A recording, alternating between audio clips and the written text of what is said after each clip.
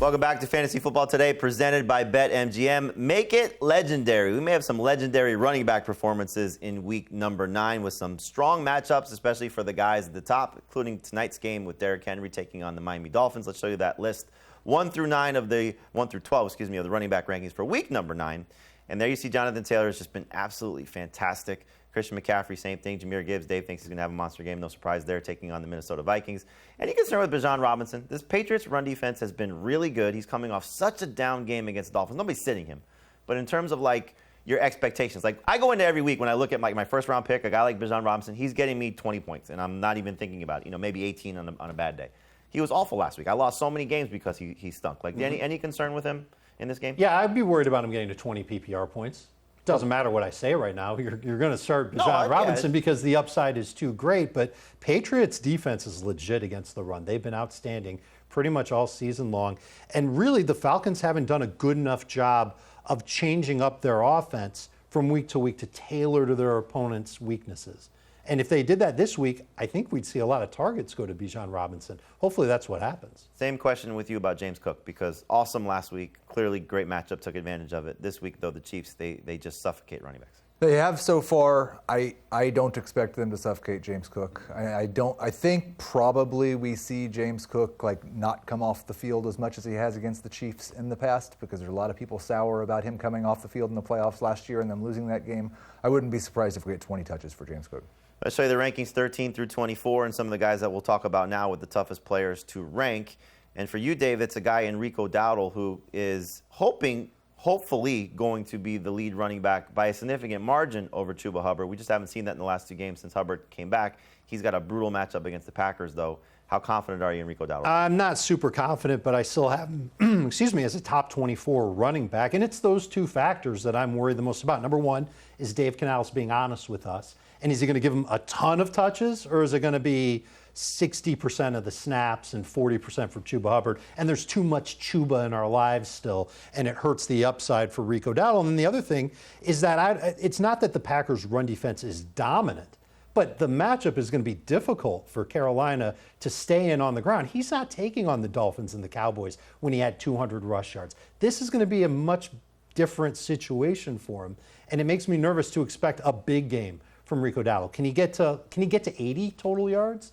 I'm a little nervous even about that. That's a low number. He should be able to blow past that. But just the way that the Panthers have operated over the last 2 weeks and the game script that I expect, man, I'm not sure if he can get to 80 total yards. I'll tell you, for me, I would rather start Kareem Hunt over him this week. I'd rather start Woody Marks over him this week. I'd rather start Zonovan Knight over him this week, just because, again, Knight. The Packers run defense, 3 straight games, Chase Brown, Zonovan Knight, and Jalen Warren. 2 of those guys, I think, comparable to Rico Dowdle. I would throw Zonovan Knight out of there. But 9.3 PPR points or less to those 3 running backs in a row. And so if Dowdle doesn't score, and like you said, his 2 best games, we keep propping him up, deservedly so, the Cowboys and the Dolphins. So we'll see how he does with Chuba Hubbard on the field. At least he's been efficient as a runner in these past 2 games, and that's what's going to buy him more snaps and more opportunities, because Chuba Hubbard's been terrible. Plus 3 offensive linemen potentially down for the Panthers. That's bad. Let's talk about Ken Walker, Heath, because both Seattle running backs could do well this week. We just have not seen Ken Walker outperform Zach Charbonnet.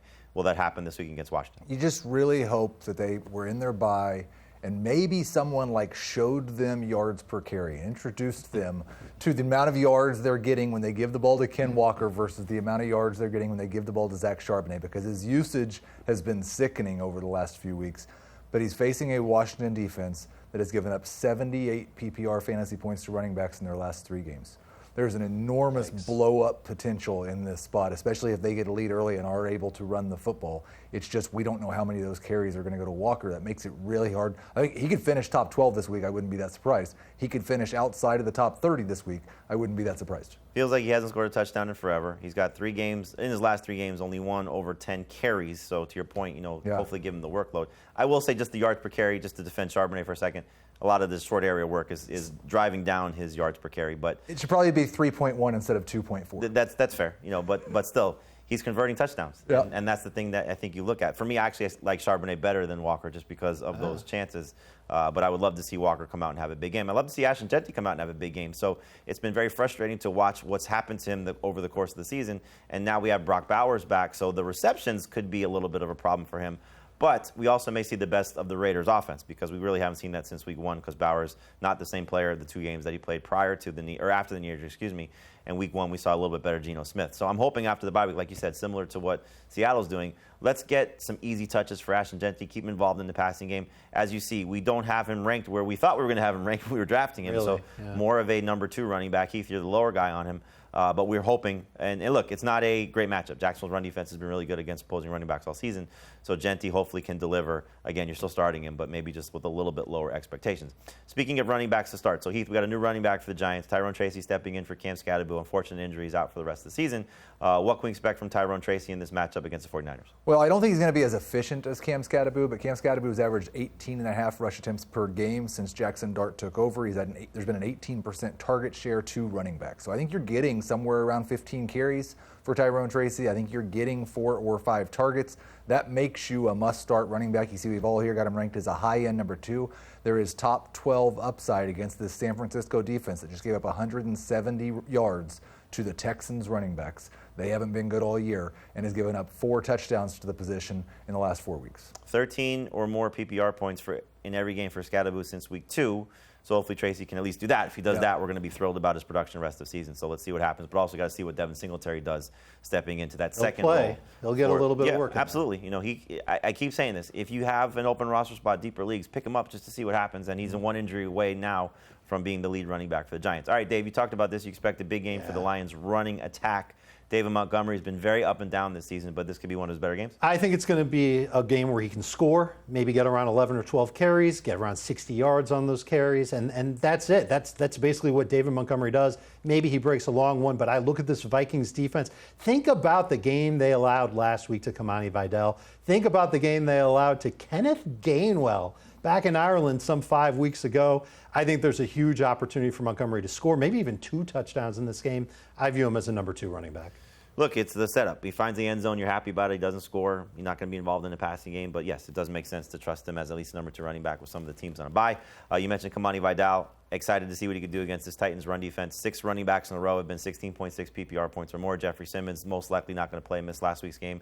Jonathan Taylor crushed them.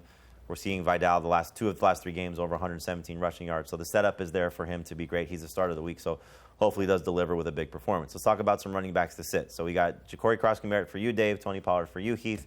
For me, it's Alvin Kamara. So, Dave, when you look at JCM, Bill, it's been a very frustrating go since that Chargers game 3 weeks ago. I'm not calling him any cutesy names until he puts up some good fantasy points. And over the last 3 weeks, he's put up 12.5 PPR points. That's not an average. That's a combo platter from what he's done on 41 touches in those games. You can't trust him, especially against the Seattle defense. If you take out garbage time from them, 2.9 yards per carry to running backs on the season. That's number 1 in the NFL. How about a 2.3% explosive run rate allowed? That means that they're not giving up a lot of big runs, and I think the Commanders will be chasing points in this game.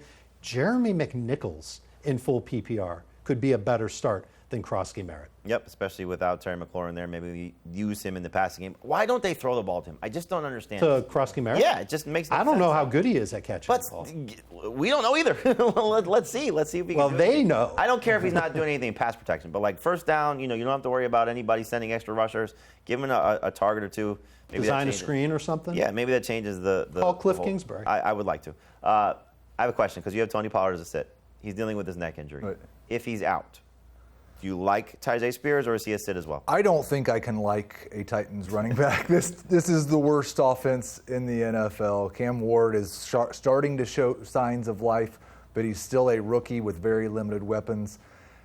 They're huge underdogs once again. If Spears was the only back, the nice thing is that you'd probably expect him to get 5 targets and not one of them get 3 and the other one get 2. So he would be ranked higher than Pollard is here at 26, and now I see him the high guy on Tony Pollard. I'm going to go move him down because I don't want to be that. He played fewer snaps than Tyjae Spears last week. Maybe the neck injury had something to do with that, but it's just been 12 touches per game basically every game since Spears got back. 12 touches on the worst offense in football as a 14-point underdog is not something you want in your fantasy lineup. It's interesting because the 3 guys that we have as sits, Cross-Merritt was somebody that got a lot of hype draft season. Then they have the Brian Robinson trade and Eckler gets hurt. We haven't seen anything since that Chargers game. Tony Pollard was somebody we had some hope for just because, okay, maybe the offense is better, and we know that's not the case. And then Alvin Kamara, somebody for me that I'm sitting this week that we said, okay, still be a number 2 running back. We'll still do some good things.